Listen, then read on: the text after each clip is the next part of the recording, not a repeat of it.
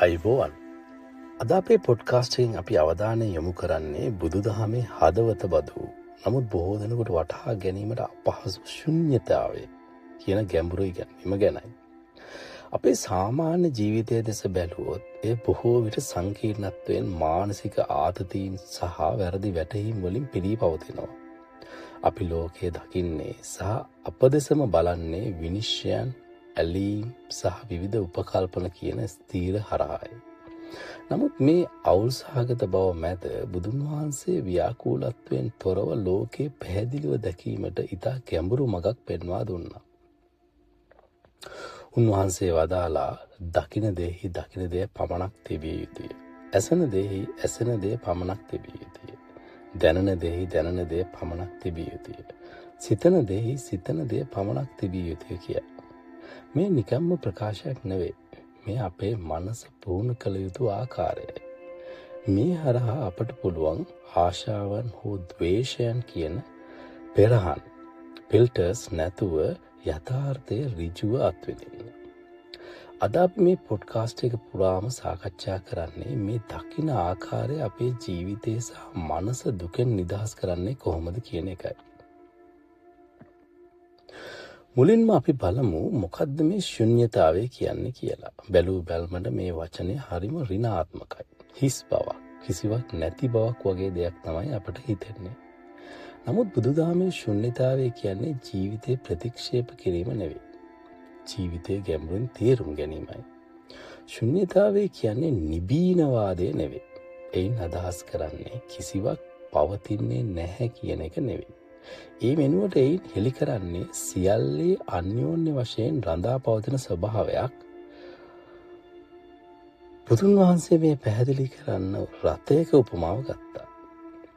රථයක රෝද, අච්චුව වැනි කොටස් ගත්තොත් ඒ කිසිම කොටසක් තුල රථය නැහැ. ඒ වගේම ඒ කොටස් වලින් බැහැරව රථය කියලා ස්ථීර දෙයක්වත් නැහැ. රථය කියන්නේ ඒ කොටස් වල එකතුවකට අපි දෙන නමක් විතරයි. අපේ මම කියන හැඟීමත් ඒ වගේමයි.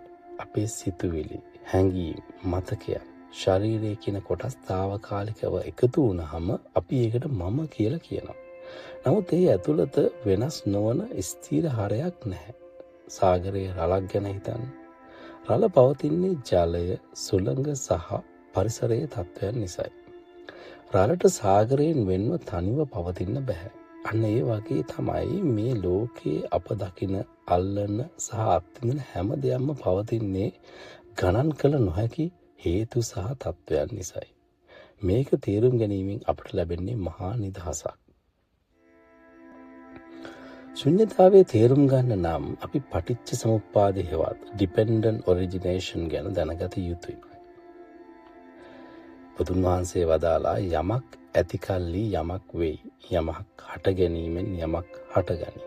යමක් නැති කල්ලි යමක් නොවේයි. යමක් නිරුද්ධ වීමෙන් යමක් නිරුද්ධ වෙයි කියා. අපි ගසක් දෙස බැලුවොත් අපිට පේන්නේ ඒක ස්ථීර ගසක්. නමුත් ඒ ගස රඳා පවතින්නේ හිරු එළිය, වතුර, පස සහ වාතය කියන සාධක මතයි. ඒ විතරක් නෙවෙයි ඒ ගසේ බීජයේ පැතුරු සතා හෝ මිනිසා පවා ඒ ගසේ පැවැත්මට හේතුවක්. මේ අපේ ජීවිතයටත් අදාළයි. අප කන ආහාර, අඳින ඇඳුම් පවා අපේ සිතුවිලි පවා ගොඩනැගෙන්නේ අප අවට තිබෙන දහසකුත් එකක් බලපෑම් නිසායි. අපේ අනන්‍යතාවය පවා අපේ පවුල, සංස්කෘතිය සහ අත්දැකීම් මත රඳා පවතිනවා. මේ නිසා අපට ස්ථීර මමෙක් නැහැ කියලා වැටහෙනවා. මේ මුලින්ම ඇසෙන විට අපට බියක් දැනෙන්න පුළුවන්. නමුත් ඇත්තටම මේ අවස්ථාවක්.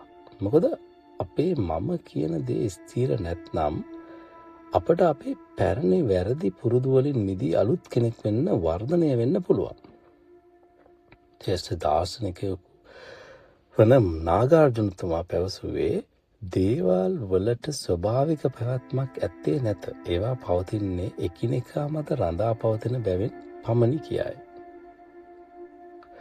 ශුන්‍යතාවය කියන්නේ නිකම්ම කියවලා ඉගෙන ගන්න දර්ශනයක් නෙවෙයි. එය අත්විඳිය යුතු සත්‍යයක්. ඒට තිබෙන හොඳම මඟ තමයි භාවනාව. භාවනා කරන විට අපි අපේ සිතුවිලි හැඟීම් සහ සංජානන දෙස ඉතා ඕනෑකමින් බලනවා. බුදුන් වහන්සේ වදාළේ සියලු සංස්කාරයන් තමාගෙන් ශූන්‍යයි කියයි. භාවනාවේදී ඔබේ සිතුවිලි උපදින හැටි බලන්න. සිතුවිල්ලක් ආවාම ප්‍රශ්න කරන්න. මේ සිතුවිල්ල ආවේ කොහෙන්ද? ඒක යන්නේ කොහෙටද? ටික වෙලාවකින් ඔබට පෙනේවි සිතුවිලි වලට ස්ථීර බවක් නැහැ කියලා. ඒවා නිකම්ම අහසේ පාවෙන වලාකුළු වගේ. අපේ ශරීරය ගැනත් එහෙමයි. අපි මගේ කියලා අල්ලගෙන ඉන්න මේ ශරීරය ඇත්තටම ඇට, මස්, ලේ සමවැනි කොටස් වල එකතුවක්. බුදුන් වහන්සේ වදාළේ මේ ශරීරයේ අතීත කර්මයේ ප්‍රතිඵලයක් ලෙස හටගත් අයිතියක් නැති දෙයක් ලෙස දකින්න කියලයි. මේ අවබෝධය තුළින් කරුණාව උපදිනවා. අපි අනුන්ගෙන් වෙන් වූ පිරිසක් නොවන බව වැටහුණාම අනුන්ගේ දුක මගේ දුකක් ලෙස දැනෙන්න ගන්නවා.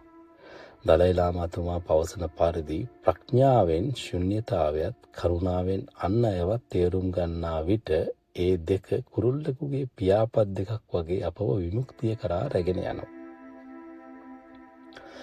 අපි දැන් පොඩ්කාස්ට් එකේ අවසාන කොටසට පැමිණ සිටිනවා.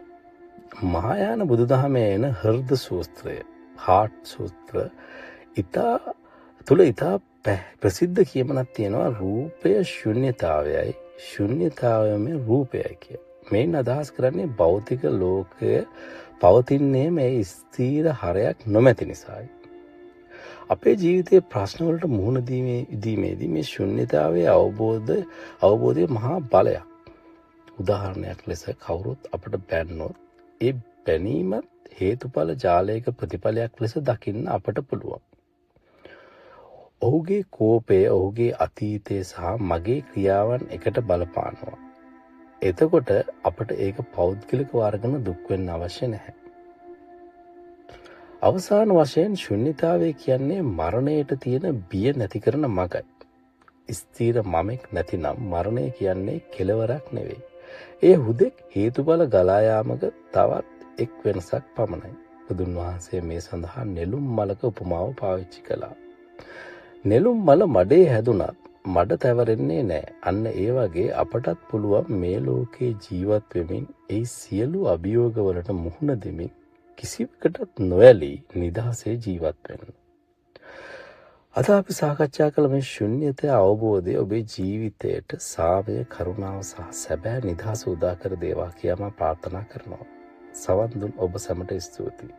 තෙරුවන් සරණයි.